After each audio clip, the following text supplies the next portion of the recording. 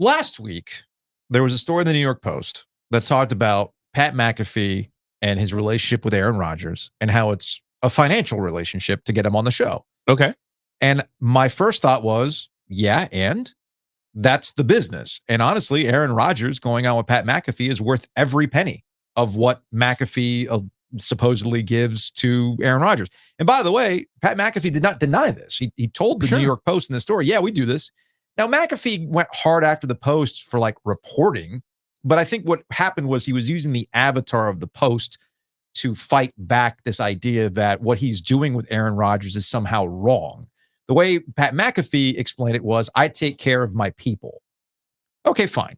I got no problem with that. You don't even have to make it some sort of altruistic, I make a ton of money, this company's valued at whatever, and I'm going to take care of the people that help me get to that point.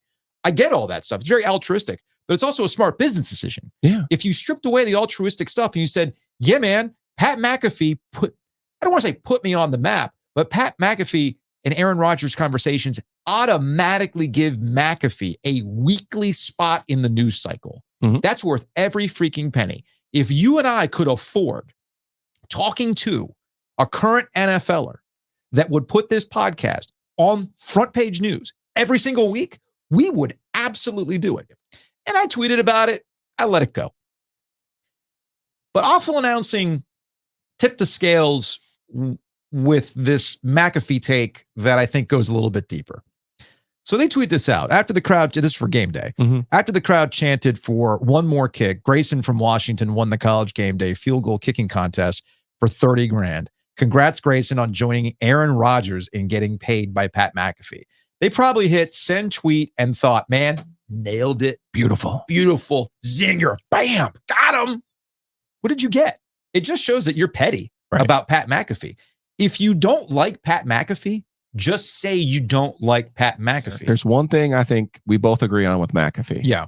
And how he's made his bones. Yeah. And it's fine if he's, in my opinion, it's his business. Mm-hmm. He made millions of dollars from DraftKings, right? Yeah. By building a podcast from nothing. Mm-hmm. Okay. But how he did it was by talking to people. Yeah. And I think the biggest mistake ESPN has made is they think people care what Adam Schefter thinks. I don't care what Adam Schefter thinks. Mm-hmm. They think people cared back when John Gruden was their Monday night analyst. They think, oh man, we're going to have John Gruden do this radio hit. I don't care. Mm-hmm. I want to talk to the people who are playing and coaching and being the general managers and making those decisions. That's what McAfee has done. That's how McAfee has gone from quirky punter, for the Colts to literally a multimillionaire by talking to and interviewing and having conversations with people.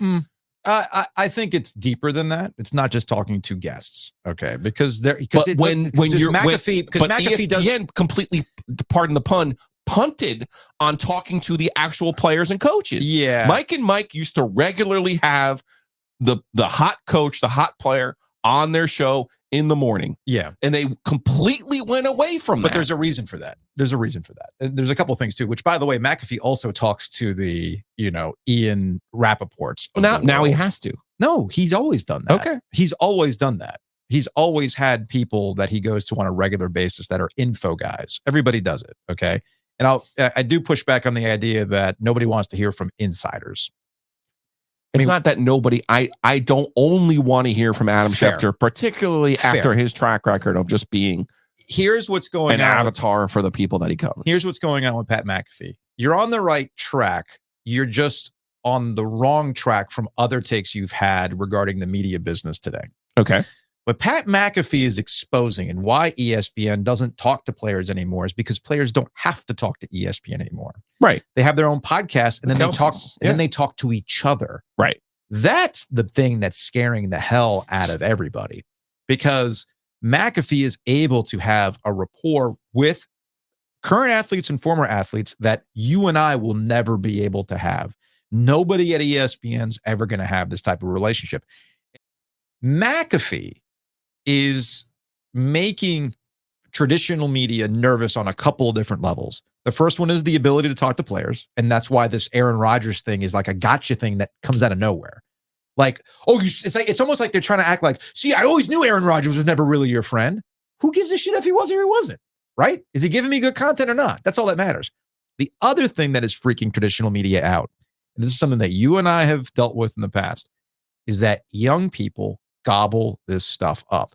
Never forget that ESPN needs Pat McAfee. Yeah. Pat McAfee does not need ESPN. And if you don't believe me on that particular comment, go look at how they set up that McAfee show. If you watch McAfee on ESPN, there is not a single ESPN note. It is the straight YouTube feed.